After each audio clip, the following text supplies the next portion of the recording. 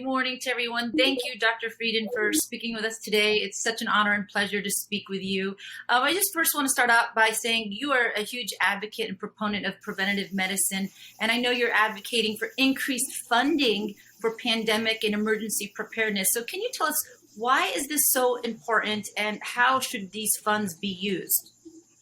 Fundamentally, we're not ready. We're not ready for the next disaster. And unfortunately, health threats are inevitable. It could come in 10 years or it could come in 10 days. But we don't have the systems in place to find it fast, stop it soon, and make sure that we can prevent it if at all possible. That's going to require a different approach. Sustained funding for public health, not just at the national level, but also at state, city, tribal, and local levels.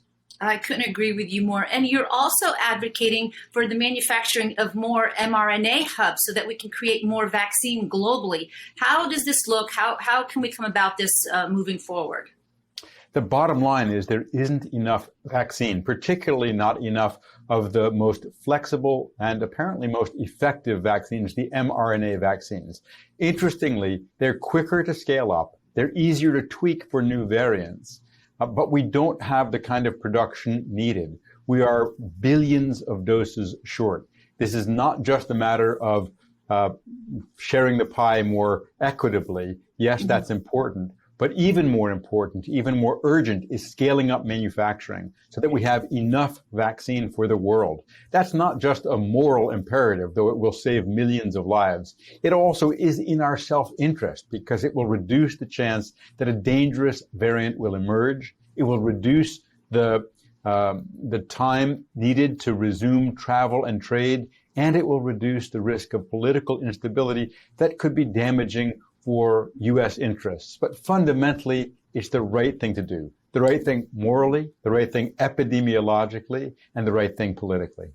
Yeah. Do you think in parallel we should continue with the booster shots, especially for those who have weak immune systems or maybe undergoing treatment that may weaken their immune systems, or they may perhaps not have had that robust immune response with the first two vaccines?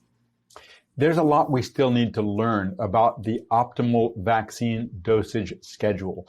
For people in any of the 6 categories that the CDC's Advisory Committee on Immunization Practices recommended to get a 3rd dose, that makes perfect sense because it's most likely to protect people from the virus. We still don't know if we're seeing waning immunity or a more effective Delta variant that's overwhelming some of the immunity. The more we learn, the better we can do protecting people from this virus and future variants of this virus.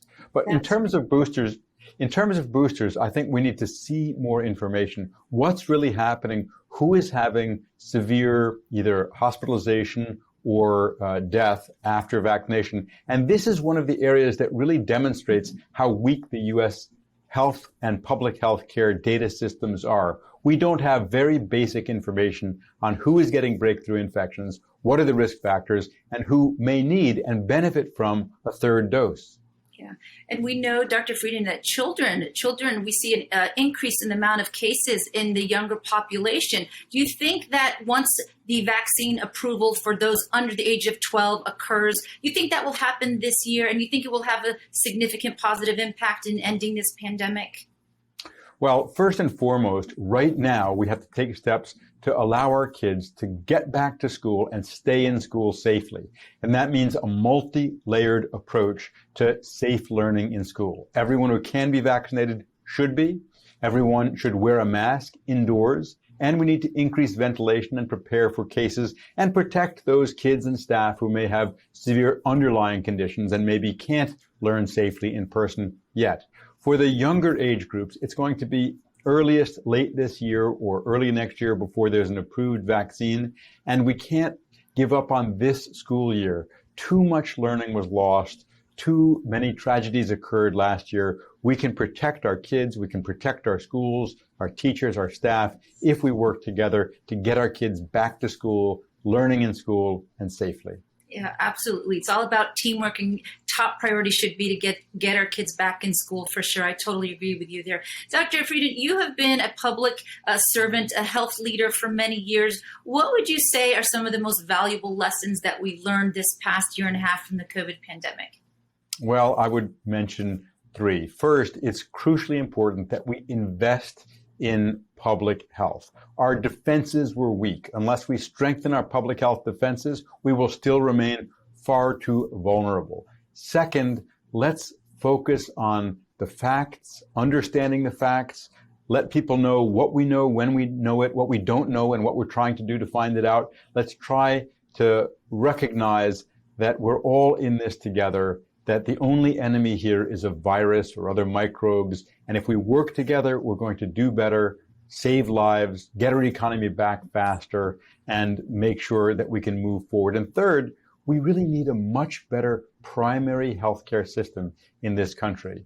Healthcare, we have some of the best hospitals in the world and some of the worst primary healthcare of any high-income country in the world. Yes. And I know we don't have a magic crystal ball, but where would you say we would be 1 year from now? Where do you see us? Well, as the saying goes, it's difficult to make predictions, especially about the future. I'm hopeful that we'll see increased consensus that let's follow the facts. We can disagree about lots of the politics, we can disagree about policies, but let's agree on the facts. And let's use awareness of those facts to improve our response to COVID and to other health threats. I hope we'll see really sustained, substantial funding to improve our health protection, our public health systems in the US and globally. And unfortunately, we'll probably be dealing with COVID and other microbial threats for years to come. But we can save lives, save jobs, restore learning, restore our economy if we follow the science and invest in public health. That's right. Well, Dr. Frieden, thank you so much. Your guidance and your leadership and your expertise has been invaluable to all of us, so we appreciate it. Thank you very much. All the best, and it's a pleasure speaking with you.